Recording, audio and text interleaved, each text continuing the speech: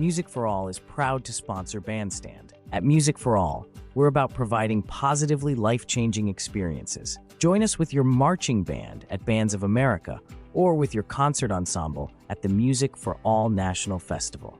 Students can audition for our honor ensembles or attend camp at the Music for All Summer Symposium, featuring the Sweetwater Director Academy, an amazing week of professional development for directors led by Dr. Nola Jones. Learn more at musicforall.org. Romeo Music is the leader in audio, video, music, and lighting technology for educators. With a combined nearly 200 years of experience, Romeo Music's subject matter experts understand the struggles that face teachers in today's music classrooms. With a laser focus on educational technology, Romeo Music provides a turnkey solution, everything from audio cables to on-site training. To learn more, visit www.romeomusic.net.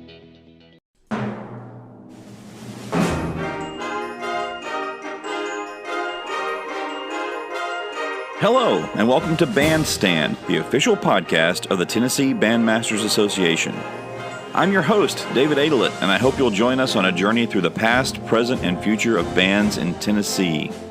We'll delve into the rich history of Tennessee bands, uncovering the hidden gems and legendary figures who shaped the state's band landscape. We'll survey the present, where you'll meet the movers and shakers of today, gaining insights from their expertise and experiences. And we'll gaze towards the future, exploring the exciting possibilities that await Tennessee's school bands.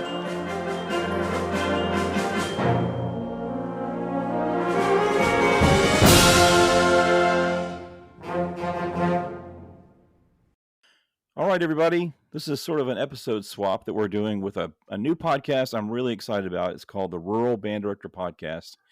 And it was created by Mike Holbrook and Tony Hibbard, and we are going to welcome them to Bandstand right now. So, Mike and Tony, welcome. Thank you so much for having us. Thank you. Glad to be on here. Before we get into all this stuff, let's just hear about your backgrounds. Let's hear your story and where you are, where you've been. Leave out the bad parts. Go ahead. Oh, okay. Go ahead, Mike. Yours will take longer. Don't call him old, Tony, just because you're the youngest person in here. Come on. I've heard that. If I had a nickel. I am currently in my 27th year of teaching, finishing up 27th year. Originally from Kentucky, a little small town in south central Kentucky called Tompkinsville. Closest largest city is Glasgow, or a little further away is Bowling Green. So we're a little over an hour away from Western. And about an hour away from north of Tech. So we're right on the Kentucky border. I have spent most of my career, though, teaching in Tennessee. I've taught in small rural counties in Tennessee: Macon County, Clay County, Overton County, Smith County. And then the rest of my time I've been in Kentucky at my alma mater, teaching there, and that's where I'm currently at right now, teaching middle school at Monroe County Middle School in Tompkinsville. So there we go. See, it didn't take that long, Tony. I started my band career in Iron Mountain, Michigan, 2 hours straight north of Green Bay, Wisconsin.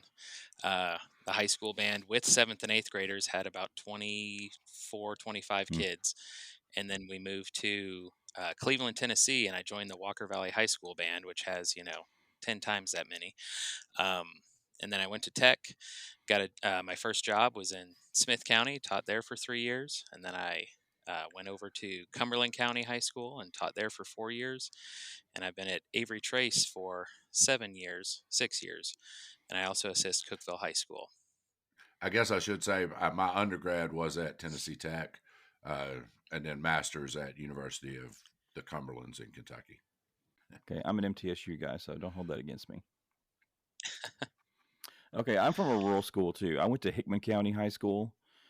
My band director was Fred Barlow, and he was ended up being a principal in Rutherford County. He just retired last year. And I think 3 people that rode my bus in school all became band directors because we loved Fred so much. And he was young, and after school we'd hang out with him after school. We'd go play football and listen to music, and he had an incredible impact on our lives and helped us, I think, do what you guys are doing and what you're talking about. What's important for your podcast is to broaden the horizons of the kids in those rural communities. And uh, I will always be indebted to him for that, for what he did and the way he approached his job. So, what this podcast that you started is such a great idea. I want to hear sort of when you started talking about it, the story behind the podcast, the Rural Band Director podcast. So, let's hear the impetus for all this. Go ahead, Tony. Well, it kind of started. It's kind of been several years in the making, but kind of had that small band chip on our shoulder. We go to a marching competition and get comments like, I could really use more French horn. Well, I have one. You're getting all you're going to get from me. And go to concert festival and get comments on, well, your balance isn't quite whatever. Well, I have one tuba instrument. I can't get a second tuba player. Um, and we're like, we should just get on a YouTube video and just talk about this and see how many other people feel this way, and Yeah, we've talked about it just kind of for a couple evolved from there. years. We didn't really know. We would always vent to each other and just go on our soapboxes about the struggles that we have in a rural community, being an hour or over an hour away from the nearest university, the lack of resources in a small community, but then sharing ideas about, okay, if I can't do this, what are you guys doing out there? Where, who can help me? And of course, I have to give a big shout out for that to Carol Gocher and Jerry Buttram to put together the Twin Lakes Small Band Clinic and Twin Lakes Band Director Clinic, respectively. Carol does the Small Band Clinic, and Jerry does the Band Director Clinic, and it's geared towards small bands. Uh, and Tony and I have listened to enough podcasts that we feel that we can take away information from some of those podcasts, and most of them we can implement in our classrooms and in our band programs. However, the ones that we usually listen to, oh, they can pull out lessons, and they have a sax guy and they have a clarinet person and things like that, and then they you know talk about how hard it is to get top ratings at different things. Like, you don't even know the struggle it gets to get top ratings, when you're Yeah. by yourself, or it's just you and the middle school director, and we're sharing kids with football and basketball, baseball, because small community, we have to do that. And you know like I've said before, my band Yep. will never play at a state convention. um, or I shouldn't say never. I don't think it would be a lofty goal for just my situation. I would love for it to be there, but I am realistic, you know. So we know that there's hundreds of band directors out there in our boat, and we just wanted to bring rise to that and tell people what works for us, and maybe steal some ideas from other people. And also for younger directors, because I kind of, I gained most of my band experience from Walker Valley, which was a big program, and then went to Tech, which was, a very well established program. And then I student taught at Cookville High School and Avery Trace. And uh, my very first day of teaching, I was in a cafeteria in a K-8 school first thing in the morning, you know, with fixed seating because we had to sit at the lunch table, and pre-K was having breakfast still, and I had no idea what to do because like that didn't even come Yeah. up in any college class. I didn't experience it Yeah. as coming up myself, and I was just like, And letting people know that they're not okay. alone when they teach band in trailers or locker rooms or a math classroom that is called the band room. It's just this, they're everybody's got different situations, and we just wanted to, I don't know, give shout out to those and let people know that you're not alone. And you're giving them a voice too. Those rock star teachers that are doing great work, unheralded, unfortunately, many times.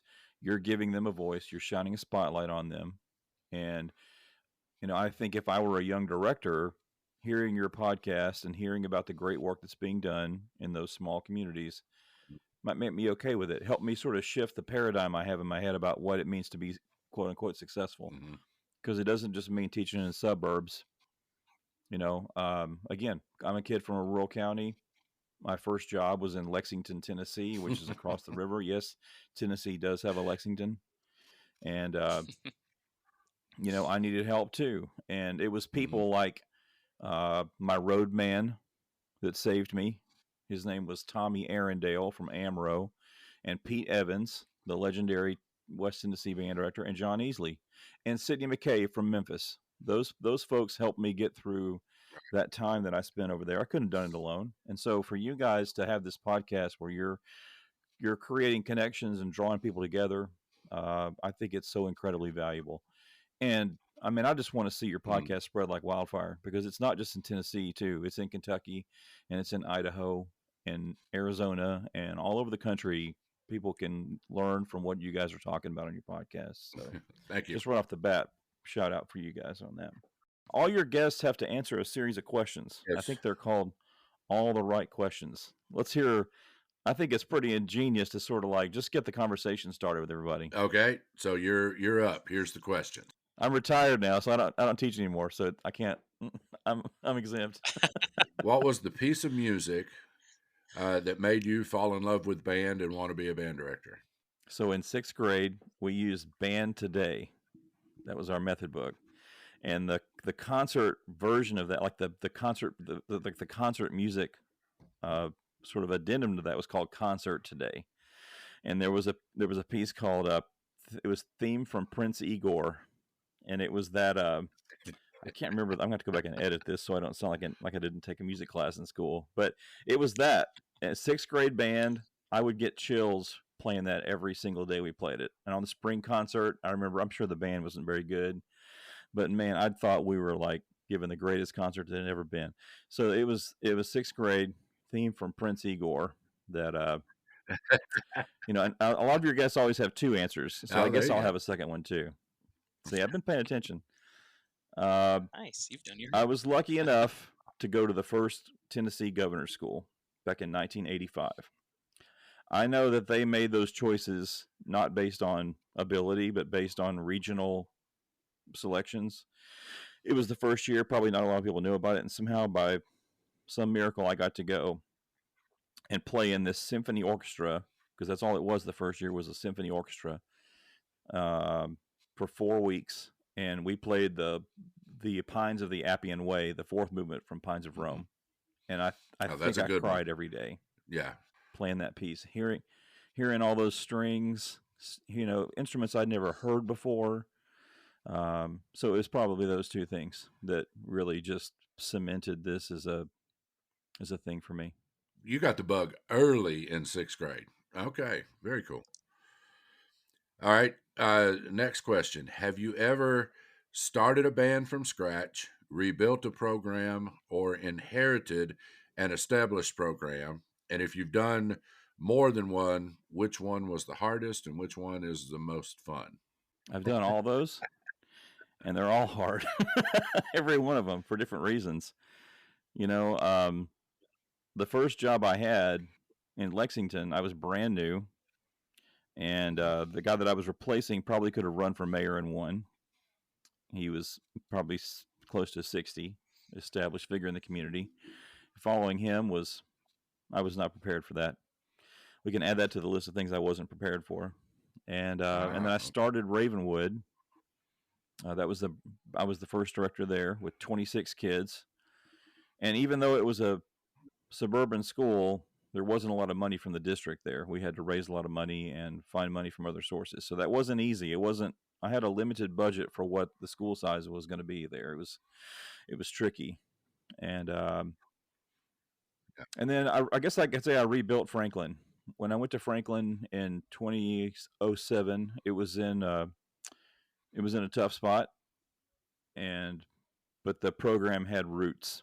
It had a lot of roots, and I was able to use those roots in the community to sort of, get that thing going the right direction. So they're all difficult. There's not an easy band job out there. I mean, some have different things that are hard about them. Like, and those guys in Texas, the thing that's difficult for them is they're under such pressure with UIL.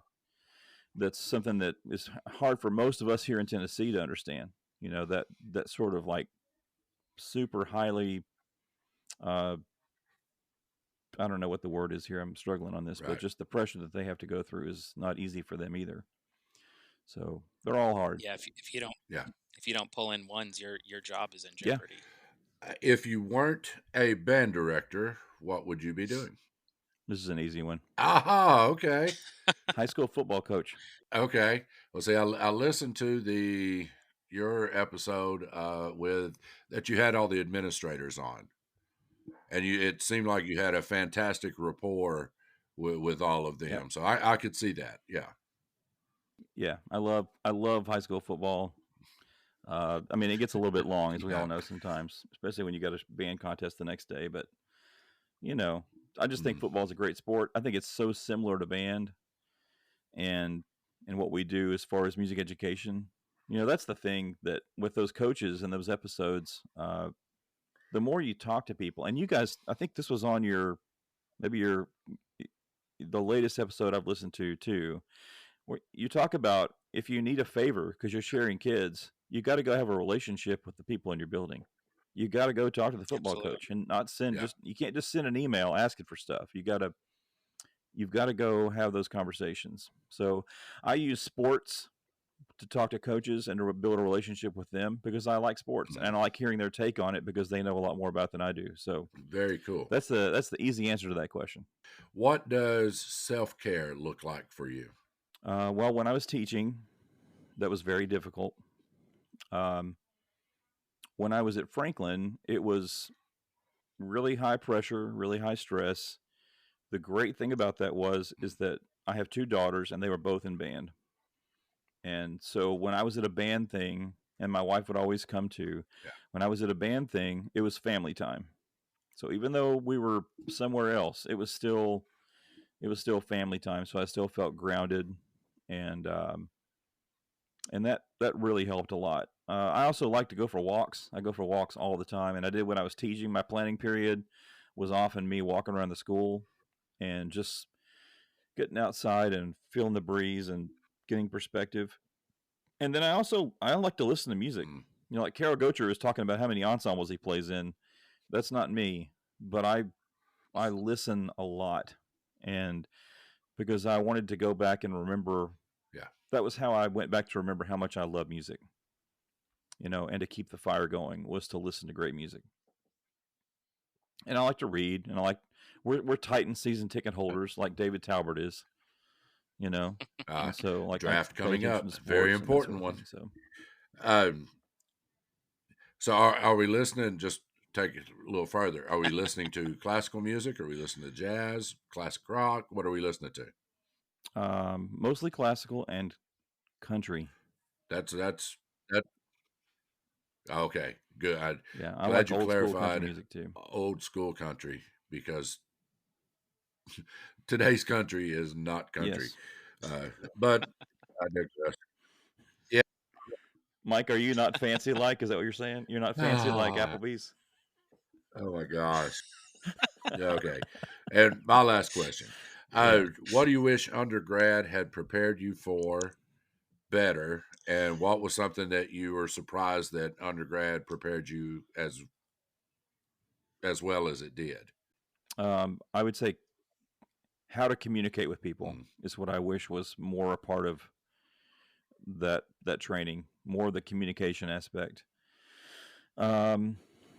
Just because it's like this when you're in a rural district. You may be the only person in the whole county that knows how to pronounce Tchaikovsky. You go to school and you're around music majors, and I don't know how many music majors are talking about Tchaikovsky. I hope a lot. But you get into this rural area, and suddenly you're the only person that's all you know about. And if you're not able to have those conversations and use your communication skills, it puts you behind the eight ball.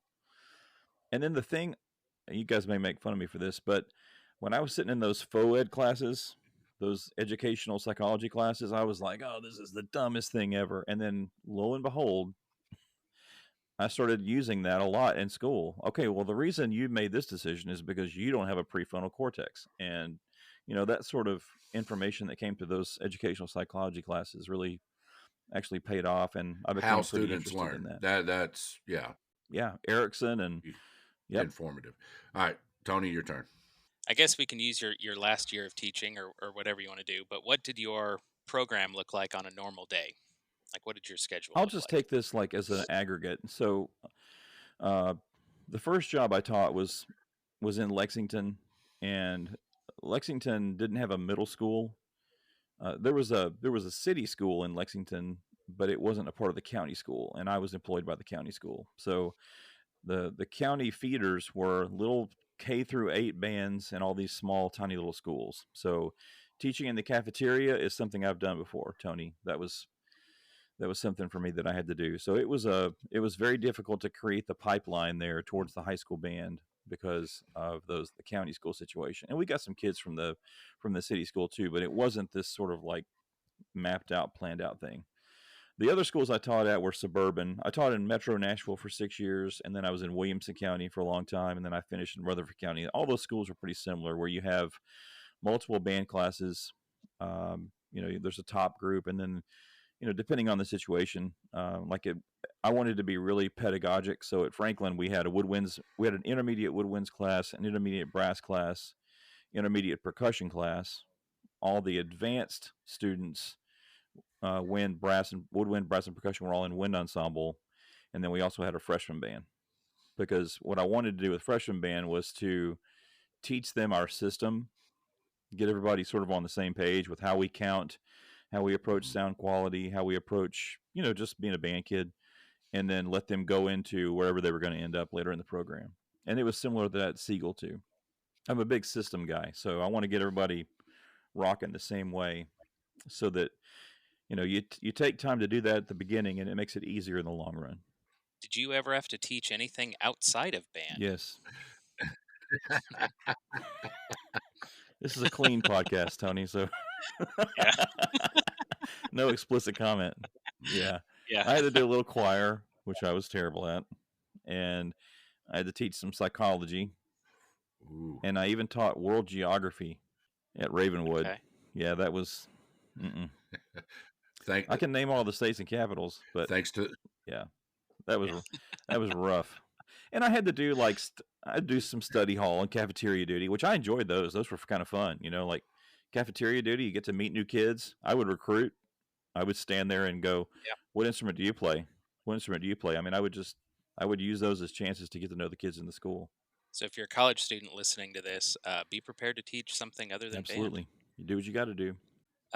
What recruitment tools or events did you use? I think it was what's his name? Cole, the guy that's on the recent podcast. What's his name?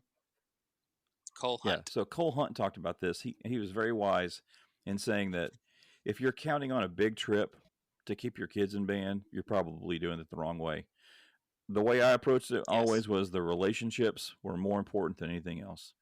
And so trying to get to the middle school as much as possible, trying to make sure that I was always conscious of my relationship with parents and students too. And even when things went south, I wanted to act in a way where they couldn't say bad things about me or the band when they left the program. Try to smooth out those kind of things so that even people who leave your program can still kind of be advocates for you. And then with the parents that are and the kids that are like go-getters, just talking about them, just saying it out loud, like your words and the way you talk to people in your neighborhood when you're checking your mail in the morning and you talk to your next door neighbor. Those conversations are what leads to great band recruiting. And then we did events too. We did like the 8th grade night, that sort of stuff. At Franklin, one of the things that we did was a side-by-side concert with the middle school. So the wind ensemble would learn the middle school concert band, like concert festival music, and then we would do a concert with the 8th grade band and the wind ensemble side by side, kind of a thing. And that worked really well. That was something we did for several years to sort of let those middle school kids kind of feel what it's like to be in those shoes and to hear good players around them. And that seemed to go a long way towards good recruiting. But I think just what you do on an average Tuesday matters more than some big thing with, some big event. Make a connection with every student. Yep. A lot of times that can just be video games. Absolutely. You don't even have to know anything about video games. They'll do all the talking. That's right, Tony. You meet them where they are. Yeah. Yeah. And you buy stock for later. Yep. What did your rehearsal preparation and/or score study look like? I did a lot. When I was in my last two schools, I had a co-director, and we wanted to always be as organized as we could be. So we would, we had a spreadsheet. It was called the band matrix, and it had a tab for every class, and there was a cell for every day of the entire school year. And we would plan every rehearsal together in that spreadsheet. It started because when I taught with Jacob Campos, there was a year where we didn't have planning together. And so we wanted to maximize our time. And so we sort of planned independently in this spreadsheet. And we liked it so much that we kept doing it even when we had common planning later on. And I did a lot of score study and tried to really be prepared for what was going to happen. I tried to get, when I was at Franklin, we had 47-minute class periods. So you have to get in and get out. And I was going to do a lot of fundamentals. If I had a 47-minute class period, it was going to be a lot of concert F. And so I had to be really prepared with whatever music we were playing. What percentage did you spend of your class time on fundamentals on average? It was on a scale based on where we were in the concert cycle. So ever since I was at Overton, 99% of the class period was concert band. So I only did marching band after school. Joanne and I started making that shift when I was at Overton, and the kids loved it. It's 8 minutes of marching band music. Nobody can listen to that stuff for an entire fall. And I mean, come on. And so, yeah, so when I went to Ravenwood and then Franklin and Siegel, it was almost exclusively concert band in the class period all year long. And so if we were going to start a concert, like in August, I was going to do, if I had 47 minutes in class, I was going to do 45 minutes of fundamentals for the first week. I wouldn't even play anything for a week or two. Right, because if they're fundamentally sound, by the time you get a piece of music. And the longer I taught, the more fundamentals I did. It's kind of like just like a football coach making the practices harder than the games. You got it. Yes, Mike, that's exactly right. And I think band directors flip it around. Because you have to be a salesperson. You have to convince your kids that playing concert F is important, and you can't just skip over it so they'll like you. You have to convince them to dig in. So, yeah, I mean, and not to marching band wise, Craig Cornish talked about this when he was at Paul Lawrence Dunbar, and I know this from talking to folks from Broken Arrow too. There was a year Broken Arrow won Grand Nationals, and they learned the last couple of sets of the show on the way to Grand Nationals. Oh my gosh! Like they stopped at a school on the way and taught the last couple of pages of drill, And they could do that because their fundamentals were so good, That's the reason, because they spent that time. And the podcast that's coming out tomorrow on my end with Bandstand is with Benjamin Martin, who's over in West Tennessee in Huntingdon. Great. And our TMEA was 2 weeks ago, and he gave a great session on teaching small bands. And he just, like his first slide was just packed with fundamentals and stuff that he does. So that's a big part of what we're going to talk about tomorrow on the podcast. Okay. Well, we may want to reach out to him too. And yeah, he's great. I'll send you his email. I read somewhere on a band director thread that if you know all the rhythms and you know all the scales, then you have all the knowledge that you need to play just about anything you need. And that was me being a middle school director. It's very easy to get caught in B flat and E flat world. And, my students have even asked, why do we have to learn this? None of our music has this. I'm like, none of your music has this yet. But if you have the skills, then that just opens a lot more doors. Golden. Yes. What does your beginning band curriculum look like? Method books, supplemental resources. Did you use binders? Binders was a big talk But with your Carol Gocher. Uh, yeah. Okay. I started when I used a lot of the foundations for superior performance. But then later on, I just started writing my own. I just wrote my own, and every year I would just tweak it and add some things here and there. And so as a high school, not as a beginning band, but as a high school director, I wrote my own towards the end of my career. I found it most effective because I could target exactly what I wanted to do.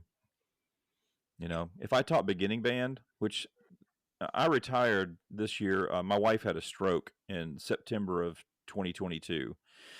And so I retired because she's in recovery and she's doing well. And so I may go back to teaching at some point. And if I do, I think I want to teach middle school and maybe in a rural area. I think it'd be interesting to see what that's like. And I'm going to have the loudest beginning bands that have ever been on the planet. Yeah. I'm going to make those kids put air in the horn. And I may never take them to a concert festival, honestly, especially younger kids. I may not, because I've seen middle school bands. This is me preaching a little bit, where the kids like they make a one or whatever, but the brass players don't play with one characteristic sound the entire time. It's all this sort of like mezzo forte, don't play louder than the clarinets kind of thing. And then they get to high school and they don't know how to play with an orchestral brass sound. And so I'm going to have the loudest beginning bands. Nobody's going to want to teach in the same building with me because it's going to be so loud. But those kids are going to put air in the horn. I promise you that. Okay, is that it? That was fun. I like that. Yeah. That makes you touch on lots of different things. That's good. Yeah, and then generally our podcast after that goes into, like if we have a guest, we generally know the people and know some questions that we want to talk to them about and things like that. So, like our past two, Cole has talked about the Tennessee TSSBDA. Carol Gocher talked about how he did solo and ensemble, because it still amazes me. If anybody wants to know how to do solo and ensemble, go check out that episode with Carol Gocher, because he is the king of doing solo and ensemble and being prepared, and his kids are phenomenal at solo and ensemble. And then also talking with him about the small band director or Twin Lakes small band clinic that he does. So yeah, that's generally our podcast. And then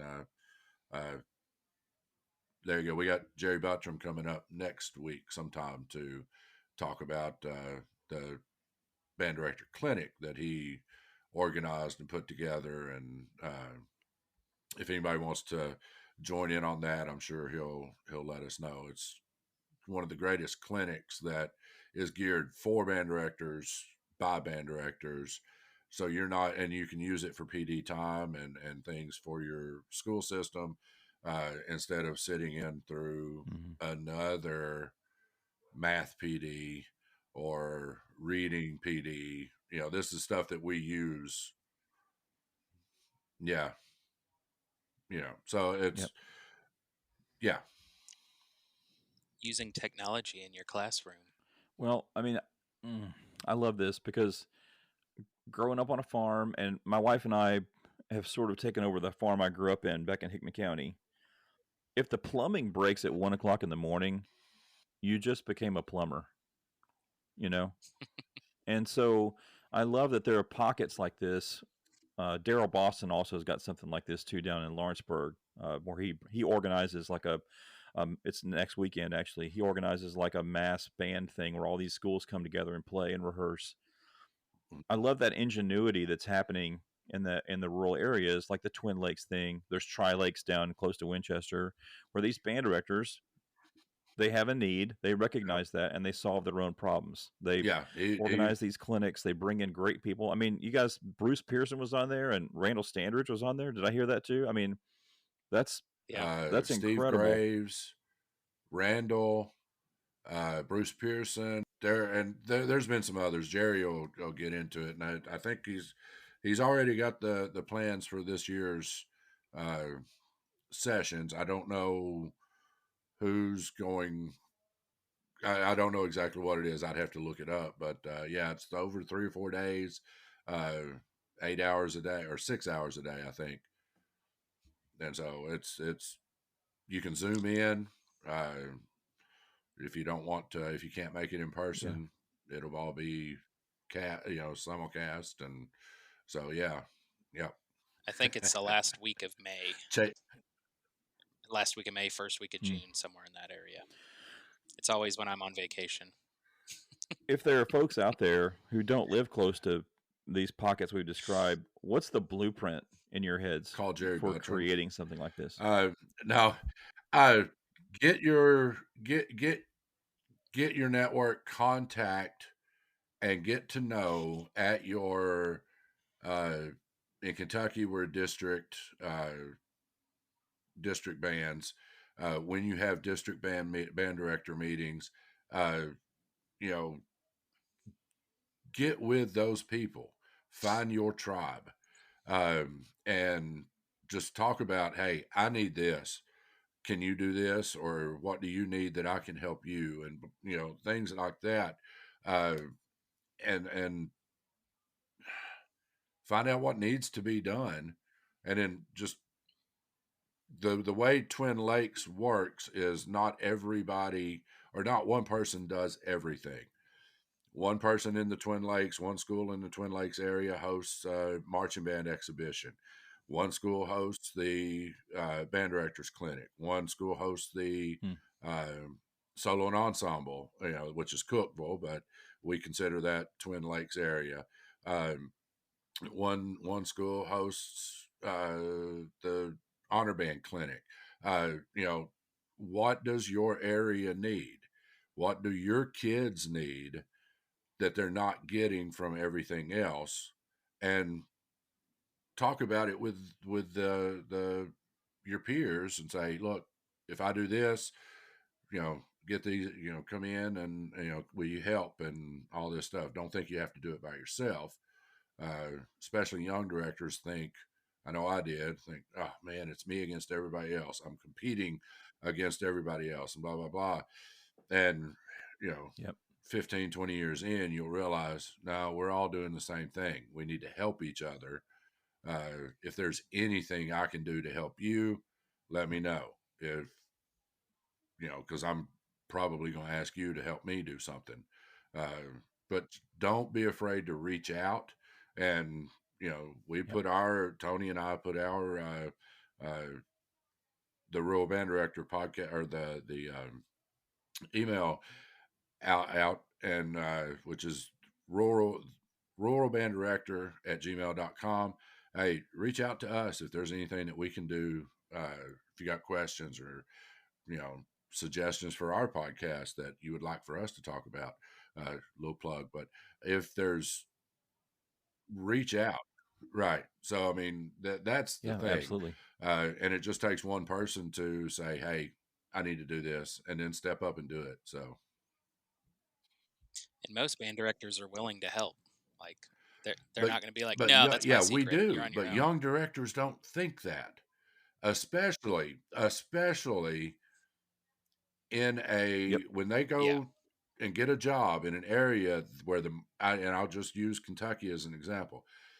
And I hate to knock on Kentucky because there are some great things that we've got going on here in the Bluegrass State, but KMEA and marching band is so competitive here that this is my first year back here, and I went to a neighboring school because a friend of mine needed help, and I come back and my kids were like, traitor. I'm like, no, no, no, that's not, no, no. If I can help them, I'm going to help them. If they can help us, they're going to help us. We're not, no. It's marching band Yep. competition wise has put a mindset in some that we are in competition, but we're not. We're not. And we got to get over that. So young directors out there, Yep. don't do that. I agree. Now, Mike, you talked about growth mindset a little bit on the other podcast. I want to hear your Uh, thoughts on growth mindset and the Carol I've got Dweck to do stuff. a lot more research to get my presentation going. But one of our books that, again, going back to the Twin Lakes thing, we have a book club. Uh, I've not participated in it a couple of times, but a couple of while, I but love that. in a little while. But we have a book club that each director picks a book and they run the reading. It usually meets once a month or something like that. Now that is an in-person thing. They usually meet in Cookeville for lunch sometime and go over the book that they read. And one of the books that I picked was Mindset, and I do not have my copy with me, so I can't remember who wrote it. Uh, Carol Dweck is her okay, name. Carol Dweck. She's a Stanford And professor, or was. yeah, but everything, everything you do, positively or negatively, has to deal with your mindset. And you've got to get that mindset into the idea or into your child or students' minds. Uh, and for me, my most important thing is the growth mindset. Uh, my kids, first year with them, uh, all over my room is, the power of yet, or uh, if I can't do this, then I need to do this. And it's the growth mindset. And, my kids will have finally come to the point where it's, I can't do that yet. And so it's just a matter of, mindset is just so important for you professionally and personally. Uh, and it's important for your program as well. But I'm going to be, once I get my presentation and everything worked, I'm going to give a presentation at the band directors clinic over mindset, and particularly growth mindset. I love it. I've got one that I've done too, and the part about the book that I like the most, I think, was what we say to kids in the moment. Mm, Like if they play in class and you have to give some feedback, the way you give the feedback is important. You know, because that yeah, shapes their thinking about it's okay to make a mistake and what can I learn from yeah. mistakes. And so the feedback component was always huge for me. I love that book. It's always, it's also not just what you say, but sometimes what you don't say Mm, as well. You got to think about that too. And with teaching beginners, um, I give them Mm, a heads up, like in the first week of school, that you are going to fail at some things here. And some of these kids have never failed at anything. And you're going to pick up your instrument, and you're going to do your first playing test, and it's not going to go well. And that's okay, because it's a journey. yeah, And, it's not that it's hard, it's just unfamiliar. And the more you do it, the more familiar you'll be with it. And before you know it, you know, mm, you'll be as far as you want to go. But for a lot yeah, of beginners, that's a really tough pill to swallow, that they can't just pick it up and it just happens. And mm. if Very wise. if yeah. you if you Because don't handle that that's where the correctly, you kids lose a lot say, of kids in your first "Whoa, year. wait a minute, this is not fun. This is not what I thought it was going to be." And that's where you get, well, can I switch instruments? Or I don't think band's for me. It's like, well, just so yeah, you've got to talk with that first day. Like, guys, this is this is just like Planet Fitness. It's a judgment free zone. You're going to make Hmm. mistakes, and you got to be okay with making mistakes, because there are kids that are absolutely not okay with making a mistake. Well, this is a good little transition to talking about chamber music and playing in small groups because that's when the kids are really vulnerable when they have to play by themselves or with in that kind of small group setting. So, how important, number one, is chamber music for you guys? And number two, how does your feedback in this growth mindset way enter into comments with chamber music? Chamber music is extremely important. I wish I could fit more of it into my program. Um, when you're the only one covering a part, you can't hide under anybody. And I think the again, going back to younger students, the hardest part for them is they can't just play their part and go. Like, they actually have to listen to each other and the hard part is playing it together. I always have to kind of pull back. They always want to pick something, and I'm like, this is probably going to be a little too Mm-hmm. hard. Well, this is too easy. The hard part is playing it together.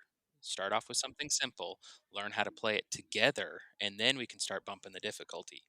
And sometimes they listen, sometimes they don't. But um, I think just the you actually Yeah, have to listen, and you have to cover your part, if and you you have to take make it solo and ensemble fit. seriously, That's um, challenging for a lot of as students. I know there are directors out there who don't, uh, but those who do, you will see an immediate growth in your band program b- by getting them, again, like Tony was saying, listening to each other in a duet, uh, making sure that your part is covered and it's equally balanced, and your articulations are the same, and just all these, that listening to one person or two people in a trio. Now you take those skills and put it in band. Oh, wait, we have trumpets. I never heard the trumpets before. Things like that. Their listening skills will improve, and also the solo and ensemble time that we spend. That's when I get to spend more time one on one with students, listening to them and fixing them and apologizing. I'm so sorry, I did not fix this beforehand, but you're doing this wrong. Or let's work on this, or you're doing great. Just now, let's focus on, blah, blah, things like that. That's where I get to do more of my individual communication with kids and And there's listening. a skill to that kind of communication too, Yeah. right? Because when it's just them playing for you individually, it's really barren for them emotionally. So you have to be Yeah. really careful with your words, right? Yeah. For me, it's always, look, hey, I just want to see where you're at right now. I can't help you if I don't hear you. So it's not like I come in and say, okay, today you're going to do blah blah. You're going to do this and this and this and this. I'm just like, all right, you're up next. Let me just hear where you are. Let me hear where you're at, so we can move you up. And then hey, that always find something good, and then throw in the negative. And the good may be, hey, you made a sound. Now let's do this. Yeah, meeting your kids where they're at. That's so huge. And I don't think that was ever mentioned in my undergrad. I had a lot of preconceived notions that, okay, well, I'm teaching high school. Smaller high school bands play grade 4 and 5, and larger high schools play Hmm. 5 and 6. And Yeah, and I think this is a big thing for me, just choosing music too. While we're here on this, Mm, uh, band directors play music that's too hard. They pick music that's too hard, and then the kids can never really work on those upper level ensemble skills.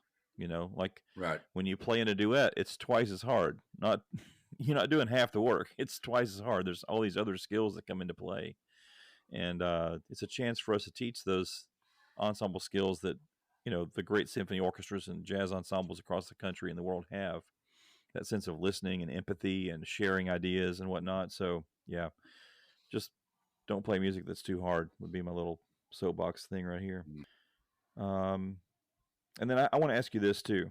Uh, this is a big thing for me. So oftentimes rural kids don't have access to upper level arts experiences. mm, They can't just take a city bus and go across to Skirmerhorn Symphony Center. mm. So how do you bring high level arts? How do you bring high level arts experiences to the kids in the rural areas? We just took ours in February to Bowling Green to hear the Louisville Orchestra. They were given an absolute free concert, um, Hmm. and we paid for the bus. Took about 80% of our kids. It wasn't a requirement, but it was a nighttime concert. Uh, it was going to be a late night for us, but it was, oh my gosh, a phenomenal concert, and it will be one that they still talk about.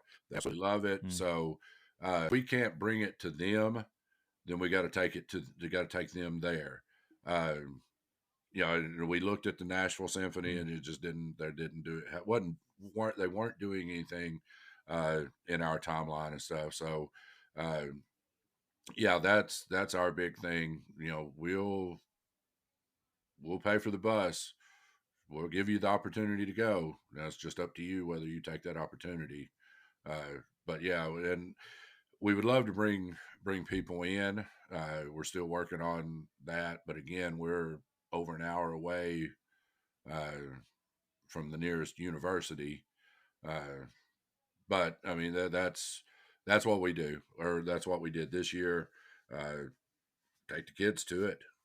It's fun. I mean, they get to eat at McDonald's on the way. That's like, yes, super, the best day ever. I get 40 chicken nuggets and then get on the bus. Got to get those chicken nuggies. That's right. I would have some of the small ensembles from Tech. We had like the faculty jazz group come out, and the kids loved that. We actually had other teachers peeking their head in the door, being like, "What's going on in here?" Mhm. One of the big things when I taught in Smith County and Cumberland County was the Festival of Winds of Percussion at Tech. Yeah. I had to drag kids there the first year, and then they got to hear the Tech Symphony Band, and I want to say the brass quintet might play for them at some point through that. But anyways, it was life changing. And then those kids come back and they Yeah. talk about it, and then the next year you've got a couple more kids going, and it was harder to take the whole band, but if you can take a few kids, they bring it back and kind of set Right, that and standard. we do a ton of honor bands as well. I mean, in the area, every college does one. So, I mean, we generally have to limit. Um, I took some to Tech. The high school director took to Western. Had some go to University of Cumberland's. UK had one. So, I mean, our you got to be active. You've got marching season, Christmas season, um, honor band season, concert festival, solo and ensemble, Mm-hmm. graduation. That's how our year kind of fades, kind of goes. That's the whole, you could go everywhere. You could Yep. go something every weekend but then self care goes out the window. And if all else fails, use recordings. Mm-hmm. We've got Spotify, we've got YouTube. Especially if you're on block schedule, play a 5-minute piece. It'll be okay. Yeah. It Absolutely. doesn't have to be a And whole piece, just a snippet of it. it doesn't have Yeah. to be what you're playing in class. Yeah. Like, I find directors that are hesitant to play stuff that's like play recordings that aren't what they're doing in class. I'm like, you think they're not going to Mm-hmm. learn something from hearing Mahler too? I mean, Yeah. there's something to learn there from playing those great recordings. Okay, what would you all say to the undergrads that are about to student teach and graduate, and then also the first 2 or 3 years teachers? Don't be picky, and don't be surprised at what they ask you to teach. You teach something else probably so that you can teach band. The small communities, for the most part, I've been in a few where they're not, but for the most part, a small community loves their band director and wants the band to be successful. They will not have the resources Yes. that the suburban schools have. That's where you must be creative, depend on, and reach out to anybody and everybody mentors, college professors, college friends, reach out and ask for help. But do not be surprised if you want to teach band that you may have to teach elementary music, and be prepared for that, because I went through my undergrad thinking I would never teach elementary music. I just because I didn't want to. But second teaching gig, so that I could start a band program, I had to teach elementary music. And it was fun. I could not do it now. Those people are saints. Oh my It's gosh. hard. It is. Yeah. Yes, it's Those hard. people are saints. It's hard. Yes. Say goodbye to the restroom. But Yeah. have fun with it and enjoy it, and understand that, you know, you may be like we said earlier, like David said earlier, you may be the only person who knows how to pronounce Tchaikovsky, but okay, have fun with that. Be okay with that. Uh, but also, they will be excited to see you, but you will be an outsider because you're not from there, if that makes sense. And you will forever be an outsider because you're not from there. Figure out who the county and city names are. And if you're from small town, you know what I'm talking about. And who are the companies that run the county, and reach out to those companies for The their support. churches. Churches, yes, reach out for Yeah. those, and those churches will feed your camps during band camp, or feed your kids during band camp. Those companies will, you know, buy waters for your kids at band camp. They'll support you, but you got to reach out. They're not going to come to you. You got to be the one to go out. So from a teaching standpoint, um, learn more beginning band pieces, grade 1 pieces, grade 2 pieces. Um, I feel most new directors don't know much about that. Um, the only grade 2 piece they know is, air for band, and Which they're is going to not a play grade with two their piece. beginning band. And Yeah. C minor, right there. Not a grade 2. yeah, yeah. The trombones are in 6-ish position. Know the first 6 notes of the B flat scale on all the instruments. Even if you're teaching high school, they may not know that. Because if you do end up teaching middle school, or you go to the middle school to help, you got to know how to play those notes. Um, this is a personal thing for me. Do not have your school email on your phone. Leave work at work. It'll still be there tomorrow, especially if you have a family. Um, Nobody will care how late you stayed at work 10 years down the road, except for your family, um, especially if you have young kids. I feel like I lost a lot of my kids' younger years teaching high school band, because it's a very demanding job. So you have to build in those barriers right from the beginning, and protect your home time. Um, let's see. I had a list of things going while Mike was talking, It's but I okay forgot them. not to go to concert festival. It's quite all right. Yes, I was going to say it's okay to not go to marching competitions too. Go to a couple exhibitions. Now, Just get your feet know wet. what your county is expecting of you, all right? Because every Yes. county can be different, um, and states may be different as well. Kentucky and Tennessee think and require or expect different things out of their marching band. Tennessee, I would imagine most of their rural schools in Tennessee, if you show up to every ball game on Friday night, home or away, that's probably good enough for the community. Anything above that, that's on you. What you decide marching band wise. Kentucky's totally different. So know your state thing too. Kentucky, we don't travel. We are at every home football game, but we don't travel. But So you're doing all those basketball games. yeah, we're at every basketball game, every home basketball game. So it's just a trade off. But they do expect us to compete on Saturdays. So that's our trade off, and just know what. Have a sit down with your principal and your superintendent as soon as you can, and figure out what their intentions or their expectations are, and then you can build your program around that. I would like to get rid of the stigma of that people might have that it's a bad thing to teach in a small town. Right. That's not accurate.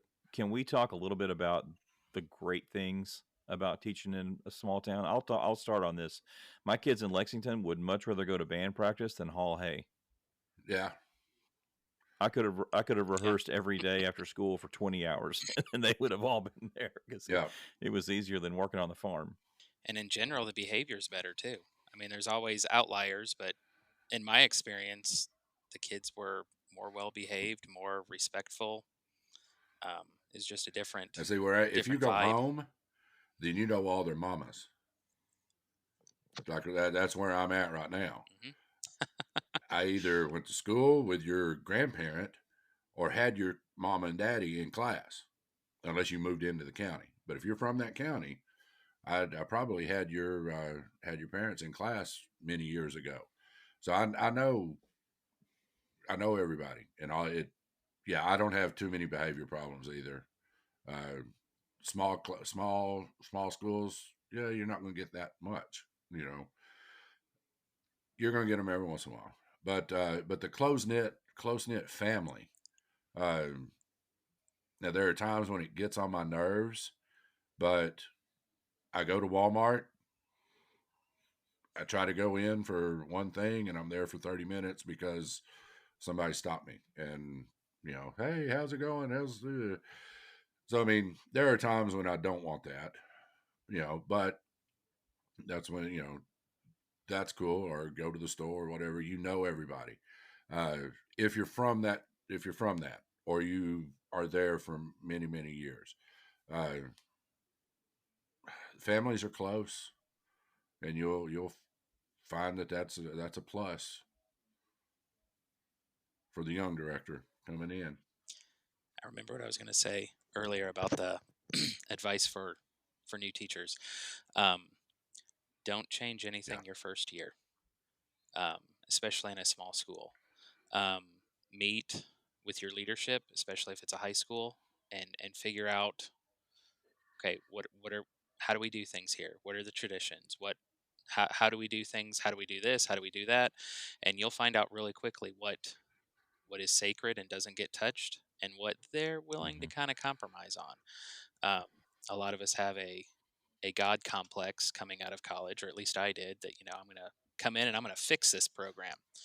In their eyes, it doesn't need to be fixed. You come in and you just kind of run everything as close as you can to how it was the year before. And then over time, you can slowly start changing it to what you want. I changed the color of the band shirts, and you thought I shot the sheriff. I didn't think that was a big deal, but I'm just laughing because colors we've were had black this and gold, and yeah, it's 150 degrees, and I don't want to have black shirts on, so let's go gold shirts. No, wrong. Strike one. That's hilarious. And it sounds ridiculous, but I mean, that's a lot of these small communities. That's how it is. 2 band directors later, guess who wore those same shirts at that same school? And they did not like it then either. And they were black, right? They didn't like it then either. Yeah. But yeah, like Tony said, there are many traditions that, whether you agree with them or not, in a rural school, just go with them your first year, because you're going to learn what you can and can't do. But yeah, talk to boosters, presidents, or just all your parents. Talk to your student leadership. Figure out what you can and cannot do. Run some ideas by them, and they'll let you know. And then 2 or 3 years down the road, when it is your program, because it's not your program yet, it won't be your program till about year 3, maybe 4. Then it's your program. So yeah, don't to quote the great Billy Joe, don't go changing. Mike and Tony, this has been great. I want people to hear this podcast. So how can they reach you? You got an email address? The rural band. Yeah. The rural band director at gmail.com. That's our email address. Our Facebook page is the Rural Band Director, and we have a YouTube channel, the Rural Band Director. And we're both on Facebook, so you can reach out individually as well. And you can hear our podcast on Spotify, YouTube, and Apple Podcasts. Awesome. Well, this has been great. Thanks for coming on, guys. Appreciate it. Thank you. You'll be our next episode, or this will be our next episode too. So thank you for everything you're doing with TBA. You got a great podcast going on there. Where can we find yours, and how can people get in touch with you? It's called Bandstand. And we're on Spotify, Apple Podcasts, and YouTube as well. And our email address is tbabandstandpodcast@gmail.com. All right. Well, thanks, guys. It's been fun. Yes, it has. Thank you. Thank Yeah, you. absolutely. All right. Have a good night. All right. You too. All right, take care, guys. All right, bye. Thanks for listening to Bandstand.